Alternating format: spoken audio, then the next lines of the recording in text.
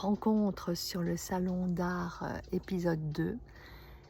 Il y a une dame d'un certain âge, très belle, très digne, qui faisait justement pas du tout son âge, qui s'approche de mon stand. D'ailleurs, j'aurais pas pu deviner son âge si elle ne me l'avait pas dit elle-même. Donc elle s'intéresse à ce que je fais et j'ai l'habitude de 2 choses. La première, c'est que si on s'intéresse à mon univers, c'est qu'on est bien connecté au monde invisible et qu'on a déjà cette sensibilité-là.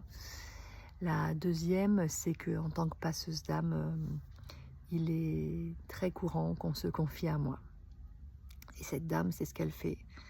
Et elle me raconte qu'elle a une pathologie, a priori, qui ne peut pas être opérée et que ses mois sont comptés, quoi, en fait. Et donc j'ai l'habitude de recueillir ce genre de témoignages.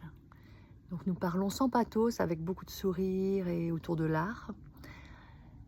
Et après, elle me délivre un cadeau merveilleux, parce qu'elle me partage avec tout son cœur, tout son enthousiasme, et encore une fois sans aucun pathos, à quel point le temps file vite, à quel point elle se rend compte qu'en fait, qu'elle a travaillé, qu'elle a payé des factures, enfin bref, elle me cite tous les trucs, les obligations, et elle me dit, mais en fait, qu'est-ce que j'ai fait? Et elle me raconte qu'elle voudrait justement, qu'elle aurait eu envie d'apprendre l'argile. Je lui dis, mais il n'est pas trop tard?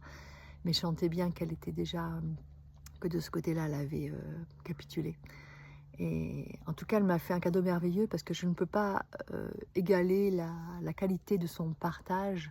Mais c'était vraiment un partage de profite de chaque seconde. Et elle m'a dit aussi quelque chose ici dont je me rappelle, c'était de ne pas hésiter à s'arrêter, à faire une sieste, à n'importe quoi, même quand on a trop de travail, même quand tout, parce que le reste, en fait, ça donne l'impression d'avoir englouti sa vie, quoi, en fait, et que donc il faut savoir s'arrêter. Voilà, c'était un magnifique partage, c'était très émouvant, très beau, et un peu mon quotidien, je dois le dire. Bonne journée.